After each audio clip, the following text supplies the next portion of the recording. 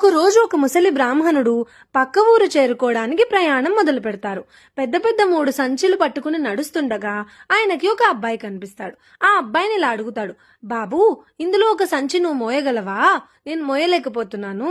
అలా నువ్వు మోస్తే నీకు ఒక బంగారు నాణెం ఇస్తాను అంటాడు. ఆ అబ్బాయి అలాగే మోసుకుంటూ వెళ్తూ ఉంటాడు.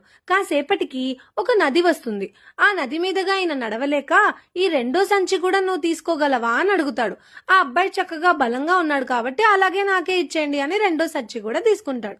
అప్పుడు ఆ అబ్బాయి ఈయనతో ఇలా అడుగుతారు, అసలు ఇంతకీ ఈ సంచిల్లో ఏముంది అని. అప్పుడు ఆయన, అన్నిటికన్నా పెద్ద దానిలో ఇత్తడి నాణాలు, తర్వాత దానిలో వెండి నాణాలు, ఇక నా దగ్గర ఉన్న దానిలో బంగారు నాణాలు ఉన్నాయని చెప్తాడు. అలా అనుమానంగా చూస్తూ ఉన్న బ్రాహ్మణుని పసికట్టి ఇతను ఇలా చెప్తాడు, చూడండి, మీరు దేనికి భయపడకండి. నేను చాలా నమ్మకస్తుణ్ణి. నేను మిమ్మల్ని ఎటువంటి మోసం చేయను అని.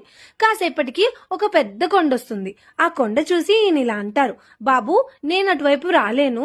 నువ్వు మెల్లిగా ఆ కొండను ఎక్కేసే, ఈ మూడోది కూడా పట్టుకుని నేను కాసేపటికి అక్కడికి వచ్చి నీ దగ్గర ఇవి తీసుకుంటాను అని చెప్తాడు.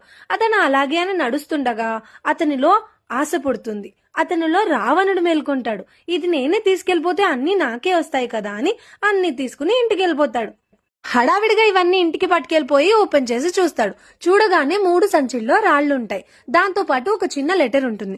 ఆ లెటర్ లో ఇలా రాసుంటుంది, బాబు, ఈ రాజ్యానికి నేనే రాజుని. ఒకవేళ నువ్వు అవన్నీ నాకు అందచేసుంటే ఈ రాజ్యాన్ని నేను నీకే రాసిచ్చేవాణ్ణి అని రాసుంటుంది. అది చూసిన ఆ అబ్బాయికి చాలా బాధగా అనిపిస్తుంది. మనసు బాగుంటే మనకి చేరాల్సింది ఆ దేవుడే చేరుస్తాడు. మనలోని మంచిని ఎప్పుడు పోగొట్టుకోకూడదు. జాగ్రత్త.